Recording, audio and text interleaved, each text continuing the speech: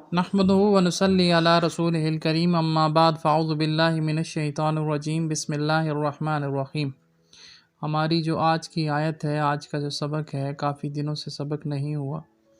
لیکن اللہ سبحانہ و تعالیٰ کی ذات کی توفیق ہے۔ کبھی کبھی ہم سے لغزش، ایسی خطا، کمزوری، کوئی ایسا عمل ہو جاتا ہے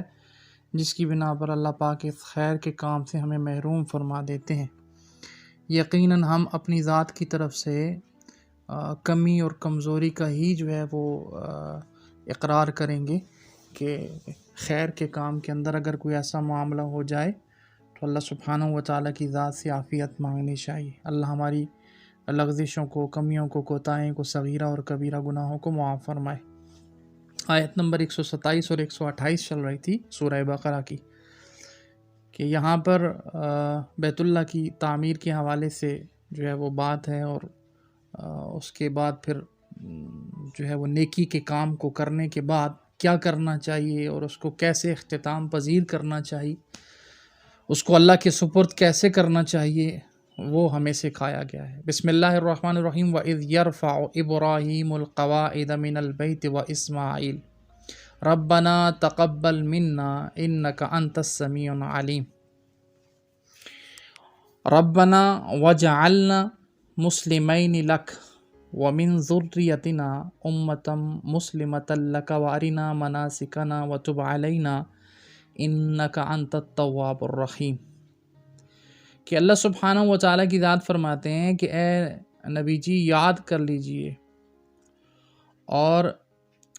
یرفع ابراہیم القواعد، جب ابراہیم علیہ السلام بیت اللہ کی بنیادوں کو اٹھا رہے تھے، واسماعیل، اور اسماعیل علیہ السلام بھی ان کے ساتھ تھے، اور اٹھاتے اٹھاتے کیا دعا کر رہے تھے؟ ربنا تقبل منا۔ حکم بھی اللہ نے دیا کہ بناؤ گھر، اور بنانے کے بعد پھر کیا کر رہے ہیں؟ یہ دعا بھی مانگ، اللہ ہم سے اس خدمت کو قبول فرما لے،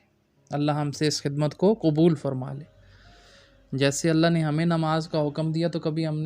نے دعا کی کہ یا اللہ ہماری اس نماز کو قبول فرما لے۔ یہ قاعدہ بتایا جا رہا ہے کہ ہر عمل کے اندر اپنے رب کو ضرور رکھو، اور اپنے رب سے اس عمل کی قبولیت بھی مانگو۔ توفیق اللہ دیتے ہیں لیکن قبولیت مانگنی پڑے گی۔ انک انت السمیع العلیم، بے شک آپ سننے والے اور جاننے والے ہیں۔ ابراہیم علیہ السلام نے نبی علیہ السلام سے سوال کیا گیا، یا رسول اللہ بتائیے کہ دنیا کے اندر سب سے پہلا گھر کون سا ہے؟ آقا علیہ السلام نے فرمایا بیت اللہ۔ اب یہاں بات یہ چل رہی ہے کہ بیت اللہ تو حضرت ابراہیم علیہ السلام نے جو ہے وہ اس کی تعمیر کی، جیسے یہ قواعد من البیت و اسماعیل اور ابراہیم علیہ السلام نے ان کی بنیادوں کو اٹھایا، تو پھر تو اس سے پہلے جو انبیاء علیہ السلام تھے وہ کس مذہب پر تھے، اور ان کی عبادت کیا تھی، اور ان کی جہت کیا تھی؟ تو اس کا جواب یہ ہے کہ آقا علیہ السلام کی ایک حدیث کے اندر یہ بھی آتا ہے، تاریخ ابن کثیر کے اندر اور طبرانی میں یہ موجود ہے کہ اللہ سبحانہ و تعالیٰ کی ذات نے جب آدم علیہ السلام کو دنیا کے اندر بھیجا تھا، دنیا میں اتارا تھا، تو اللہ پاک نے ایک بیت اللہ بھی جو یاقوت سے بنا ہوا تھا اس کو یہیں پر اتارا تھا۔ پھر جب نوح علیہ السلام کے زمانے میں سیلاب آیا تھا، پوری دنیا کے اندر پانی بھر گیا تھا، تو اللہ پاک نے اس کو اٹھا لیا تھا، اور پھر جب اس کو اٹھا لیا تھا تو پھر ابراہیم علیہ السلام کو اس کی نشاندہی کی گئی۔ یہاں پیچھے اگر جائیں ہسٹری میں تو ایک لمبا واقعہ آتا ہے کہ جب حضرت آدم علیہ السلام کے ساتھ اس کو اتارا گیا تو آدم علیہ السلام کو تو معلوم نہیں تھا کہ یہ کہاں ہے، تو پھر فرمایا یا اللہ مجھے معلوم نہیں ہے۔ اللہ سبحانہ و تعالیٰ کی ذات نے فرمایا جیسے آسمان کے اوپر تم دیکھتے ہو کہ فرشتے جو ہیں وہ طواف کرتے ہیں، جیسے بیت المعمور یہ دنیا کے اندر بیت اللہ ہے، تو اس کے بالکل اوپر پہلے عرش کے نیچے تھا، اور پھر اب 7ویں آسمان پر ہے بیت المعمور، فرشتوں کا بیت اللہ یوں کہا جائے، فرشتوں کا بیت اللہ۔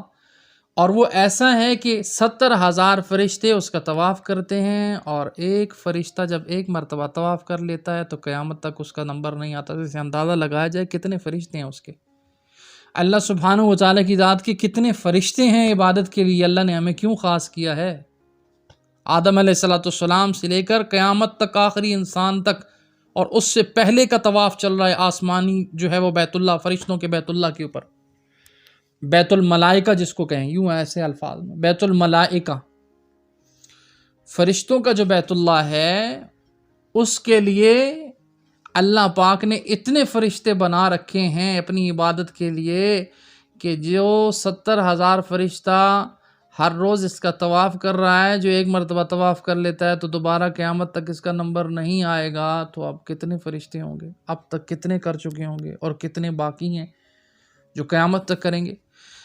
خیر، یہ اللہ سبحانہ و تعالیٰ کی ذات کی قدرت ہے۔ بات ابراہیم علیہ السلام کی اس قواعد من البیت پہ آتے ہیں کہ ابراہیم علیہ السلام کے لیے جو گھر خاص کیا گیا، حضرت آدم علیہ السلام کے ساتھ اس کو نازل کیا گیا تھا، اور پھر نوح علیہ السلام کے زمانے میں جب کشتی نوح کے ذریعے سے وہ اپنی امت کو لے کر، کچھ لوگوں کو لے کر چلے گئے تھے، تو اللہ پاک نے اس حرم کو آسمان پر اٹھا لیا تھا۔ پھر اس کے بعد اس کی نشاندہی حضرت ابراہیم علیہ السلام کے ذریعے سے کروائی، اور اسماعیل علیہ السلام سے قربانی لے کر، اور ان کی بیوی سے قربانی لے کر، جو ہے وہ اسماعیل علیہ السلام کی والدہ سے قربانی لے کر، تو پھر اللہ پاک نے اس کو دوبارہ سے جو ہے وہ اس کی بنیادوں کا کام ان باپ بیٹے سے شروع کیا، دونوں نبیوں سے۔ اِنَّکَ أَنتَ السَّمِيعُ الْعَلِيمُ، اے اللہ بے شک آپ سننے والے اور جاننے والے ہیں۔ رَبَّنَا وَاجْعَلْنَا مُسْلِمَيْنِ لَكَ وَمِن ذُرِّيَّتِنَا أُمَّةً مُسْلِمَةً لَكَ وَأَرِنَا مَنَاسِكَنَا وَتُبْ عَلَيْنَا إِنَّكَ أَنتَ التَّوَّابُ الرَّحِيمُ۔ انسان کے اندر جو میں ہے نا، میں اگر تھوڑا سا بھی ایمان ہو اور یہاں پر سمجھ کا فقدان اعلیٰ سطح پر ہو، تو یہاں پر انسان اپنے آپ کو سمجھے گا کہ ہیچ ہوں میں، کچھ بھی نہیں۔ اللہ کے نبی ہو کر، صاحب وحی ہو کر، وہ آج تو چھوٹے سے کسی چپڑاسی کے ساتھ تعلق بن جائے تو وہ بندہ نہیں سماتا اپنے کپڑوں میں، کسی SHO، کسی DSP، کسی تھانے دار کے ساتھ اس کے تعلق زیادہ گہرے ہو جائیں تو وہ نہیں سماتا۔ اللہ سبحانہ و تعالیٰ کی ذات کے ساتھ تعلق ہونے کے باوجود بھی کیا کہہ رہے ہیں؟ یا اللہ امتا مسلمتا لک و ارنا مناسکنا، دعا مانگ رہے ہیں، اے اللہ تو ہمیں کیا کر،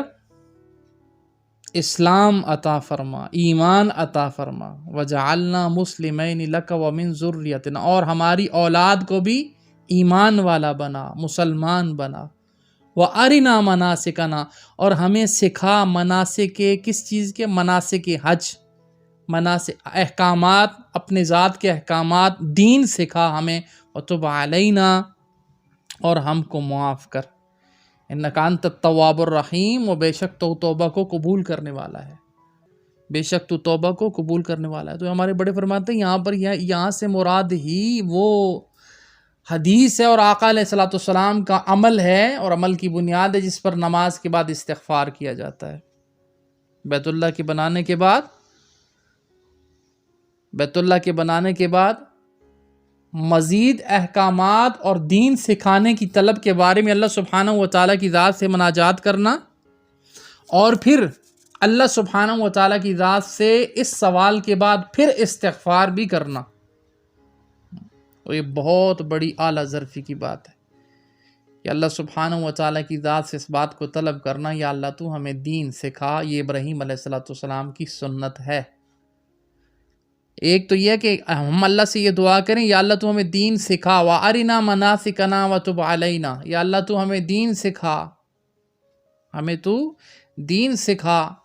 ایک یہ ہے کہ اللہ سبحانہ و تعالیٰ کی ذات سے یہ نہ کہیں کہ تو ہمیں دین سکھا، لیکن اللہ سبحانہ و تعالیٰ کی ذات اس کے باوجود بھی ایسی تدبیریں چلا رہے ہوں کہ دین تم تک آ کر پہنچ بھی جائے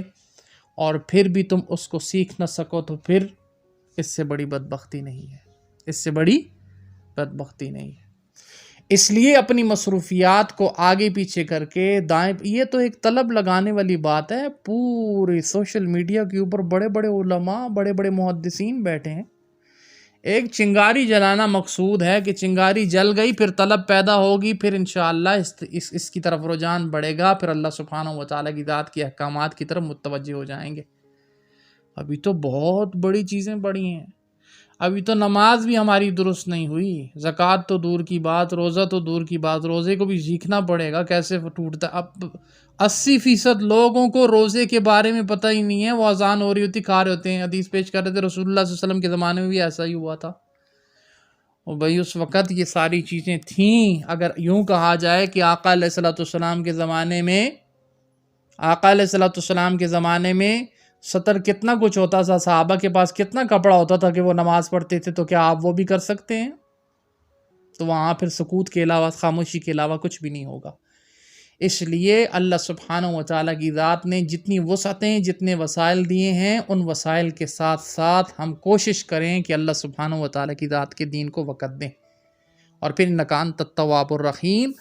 ہم اپنے رب کی طرف رجوع کریں اور اس سے توبہ اور استغفار کریں، معافی طلب کریں کہ اللہ پاک ہم نے اپنی ساری زندگی کو 30 سال، 40 سال، 50 سال، 60 سال جو گزر چکی ہے یا الہی ضائع کر دی ہے، تو ہمارے اوپر رحم فرما اور ہماری توبہ کو قبول فرما۔ جزاکم اللہ خیر۔ السلام علیکم۔